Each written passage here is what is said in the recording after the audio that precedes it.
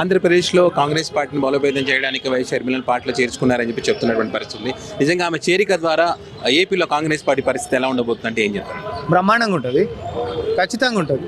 ఆమె ఈరోజు మాట్లాడినటువంటి మాట కూడా దివంగత నేత వైఎస్ రాజశేఖర రెడ్డి గారి కోరిక రాహుల్ గాంధీ గారిని ప్రధాని లెక్క చూడటం.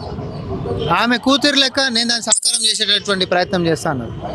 ఏ పార్టీకైనా, ఒక రాజకీయ పార్టీకి, మరీ ముఖ్యంగా జాతీయ పార్టీకి అన్ని సంక్షేమాలు ఈరోజు ఏపీలో ఉంటున్నట్టు అన్ని ప్రాజెక్టులు కూడా కట్టింది కాంగ్రెస్ పార్టీ కదా.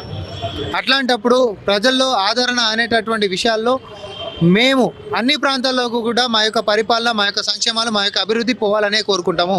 మా యొక్క పార్టీ బలోపేతం కోసమే పార్టీ కృషి చేస్తుంది. కాబట్టి దానికి సంబంధించినటువంటి నాయకులను కూడా మేము తీసుకుంటాం. ఖచ్చితంగా కాంగ్రెస్ పార్టీ బలోపేతం అవుతుంది 100%. ఎందుకు ఎఫర్ట్స్ పెట్టద్దు? మేము దాంట్లో తప్పేముంది చెప్పురి. బ్రహ్మాండంగా అభివృద్ధి అవుతుంది అక్కడ కాంగ్రెస్ పార్టీ, ఖచ్చితంగా బాగా పుంజుకుంటుంది అనేటటువంటి ఆశాభావం మాకుంది.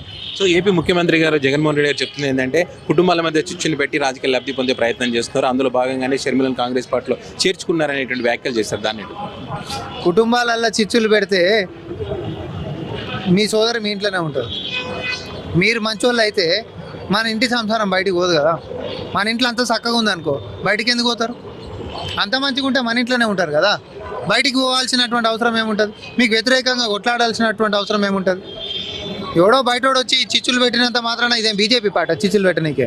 కాంగ్రెస్ పార్టీ కలిపేటటువంటి పార్టీ కదా. కానీ మీకు ఉంటున్నటువంటి అంతర్గత కలహాలతోటి ఈరోజు రాజకీయం వెనకాల ఏం జరిగిందో అది మీకు తెలుసు, బయటకు వచ్చినటువంటి వ్యక్తులకు తెలుసు. కానీ మా నాన్నగారి యొక్క కోరిక, నేను ఈ పార్టీకి నేను సేవ చేస్తా, నేను వస్తా అనేటటువంటి ఒక వాళ్ళు విజ్ఞప్తి మాకు చేసుకున్నప్పుడు ఖచ్చితంగా మేము స్వాగతిస్తాం. తప్పలేదు దాంట్లో. ధన్యవాదాలు.